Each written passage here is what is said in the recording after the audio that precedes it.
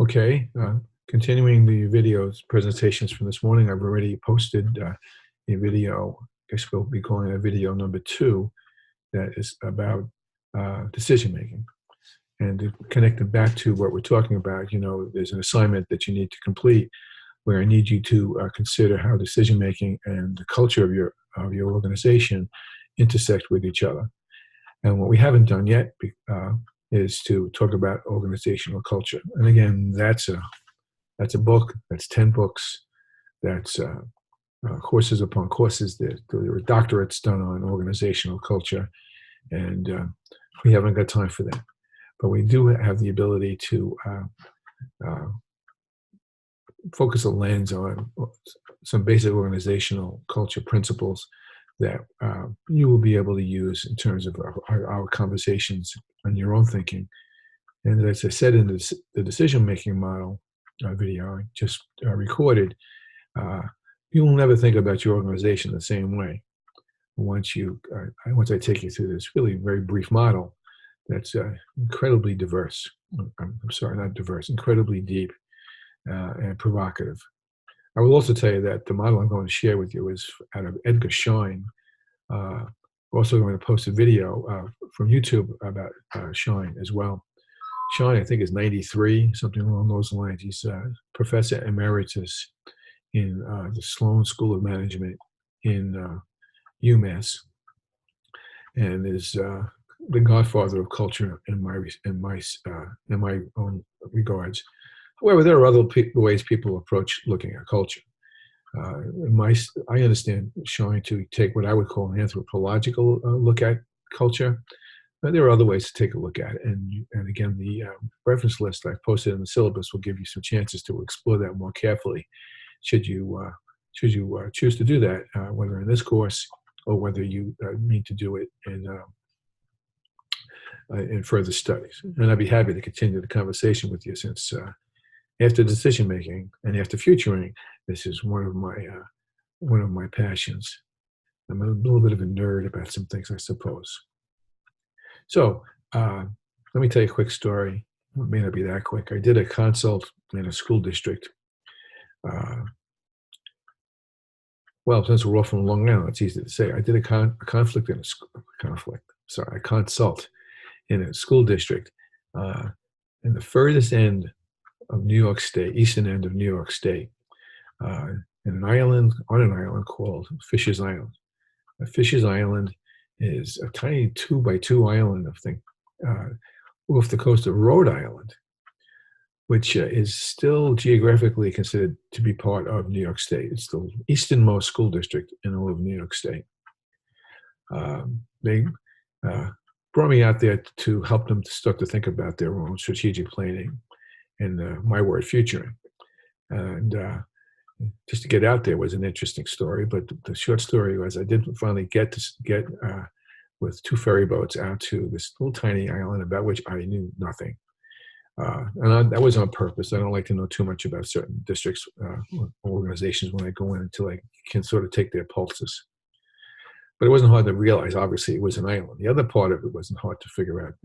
Having worked in the east end of Long Island in lots of ways across the past several years, was that it was the east end of Long Island. It was the most eastern part of New York, as I said. And in this particular case, as it is in Bridgehampton, for example, although there's plenty of other examples, half of the island, I can't say it was half, but a good chunk of the island is owned by billionaires, not by millionaires, but by billionaires who maintain huge estates on the island and summer there. I understand there's a pretty nice golf course there too, which I would like to see one day. But they're not the ones who maintain the places. The people who maintain and serve the billionaires generationally are the local residents who, from family to family, continue to hand down the tasks of maintaining the residences and serving the needs of the wealthy owners. And from what I understand, what I learned later, these are generational premises. And so if your grandfather was the landscaper and in Mansion XYZ. It was likely you were going to be the landscape when you became of age, and that's the way it is as part of the culture as such. So what I did was I emailed the staff a couple of days before I went out there, and I asked them to identify artifacts. And I'm going to ask you to identify between your ears some artifacts that might apply to you, to your organization, no matter what you do or where you work. And I asked them to identify artifacts that they thought captured, got their arms around what they thought their school district was about. By the way, the school district, I think, is 150 students, maybe. I think it was less than that. It was, I think, 6 or 7 kids in the senior class, as an example. I may be misrepresenting that, but it was you can tell it was a very small number of students in each of the grades. Staff was maybe about 25 people, lovely people, committed people, really interesting set of folks to work with. And I asked them to bring artifacts into the session so that we could decipher them. And typically, when I do an exercise like this, I get the typical things. I get people coming in with pictures of students, of students' work, of memos, of bulletin board displays, of whatever technology they may be using. Principals' memorandums is usually a good example. Often they'll show representations of mascots, of their colors, of their mission statement. And what I do with them is to help them figure out what lies beneath what those artifacts represent. Much like an archaeologist may be doing that and excavating a dig from some ancient civilization. Well, I was kind of surprised when one of the things that came in was, by way of a guidance counselor, was a huge claw, lobster claw. Holding in my hand, as you can see, it was probably that big. It may have even been bigger.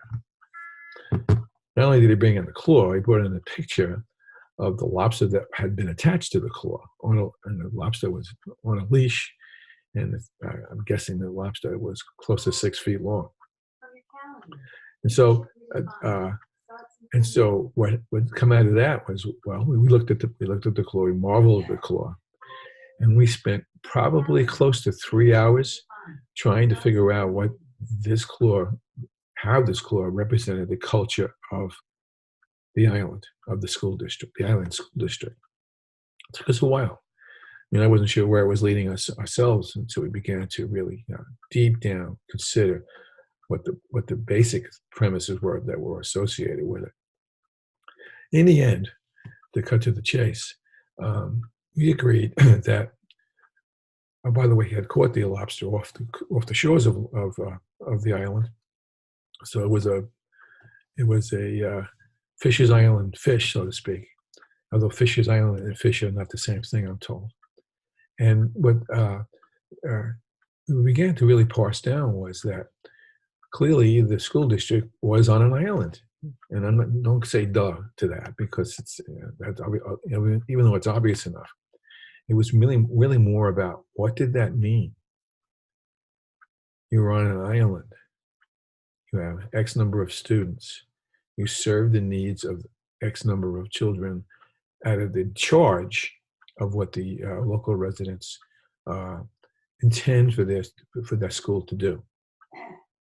And that led to a conversation to really begin to recognize that it was an island. I know I keep saying that. And there was a kind of island mentality that was, forgive me, again, I have nothing but the highest respect for the leadership there and for the people who I worked with that day. It was a kind of limitation, as I saw it, to what they thought they may expect from the educational program, notwithstanding their efforts to upgrade the offerings of the school district in many ways.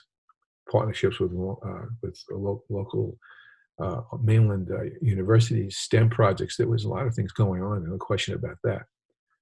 And yet it was not lost on me that, as a couple of teachers pointed out to me, that most of the students who graduate from the high school and go to the mainland to go to school, further to their educations, most of them come back. because they're so comfortable and accustomed to and threatened by, to some extent, by what the mainland may be offering them, and prefer the, my word, sanctuary of continuing to lead a very nice life on the island as such. And so the basic assumptions and beliefs of that district uh, that day began to be, I'm sure it didn't just happen that particular day, but we think we articulated it more clearly for them, where they began to recognize that they needed to uh, be aware of how the island shaped how they thought and what their basic assumptions and beliefs were. And that brings me back over to Schein. I'm going to post a YouTube video, as I said, in the document folder later in the day. But what I am going to do is just share a deceptively simple model. If I can find it, give me a second.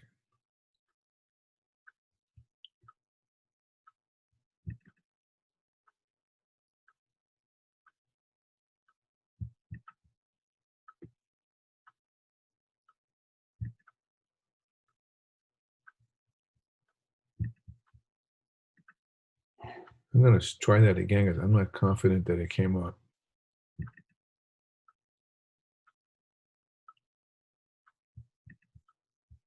I'll share it again because I'm not confident that it came up.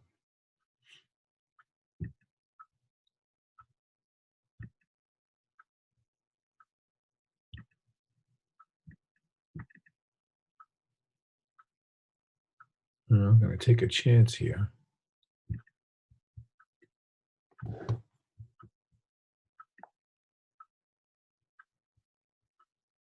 And hope that it did.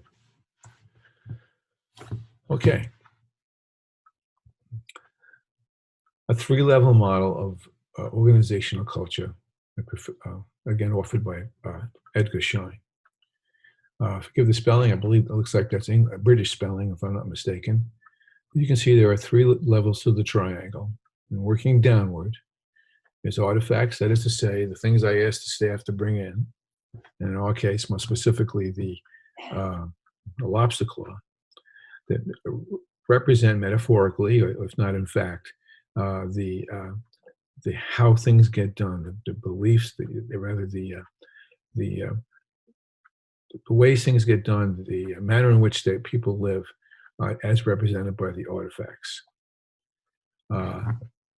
Working back downward, you see the premise of espouse values. In other words, what values and importances, priorities do they assign to their culture as expressed by the artifacts? And again, to go back to the artifacts the school district was offering, there was plenty of artifacts that represented a great affection for students, regard for students, and collegiality among them, which I'm skipping over for the sake of time, but were certainly part of the value system in the culture that represented the organization I'm telling you about. And then we get down to the bottom piece of the triangle. And on purpose, obviously, it's the basis, the foundation of all of this would be the basic assumptions. The things that are sometimes so deeply ingrained in how people go about doing what they do that they don't even know that it's part of what they assume. There's a story about Star Trek, the first series, where a director had come in to direct one of the episodes, and it was one of those episodes where the Klingons were coming, and Captain Kirk orders the Mr. Sulu to go into warp drive, and in the script, Sulu dutifully flips the switch and says, "Okay, we're in warp drive, Captain Kirk." And the director called cut and insisted that Sulu use another switch, not the switch he had flipped. Sulu refused to do it. He says, "No, this is the switch on the dashboard, on the console of the Enterprise that does it, and I'm not changing it." That's how things get. That's a good representation of how things don't get done or do get done in a culture. Now, what you need to do is to think about how, to what extent, what artifacts represent your culture, what's important about what those artifacts suggest, and what they suggest. And then tell me about that. Watch the YouTube too that I will be posting. That posting will be of great help to you, I think, as well.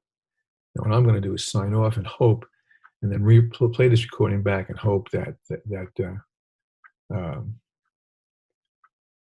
graphic came up.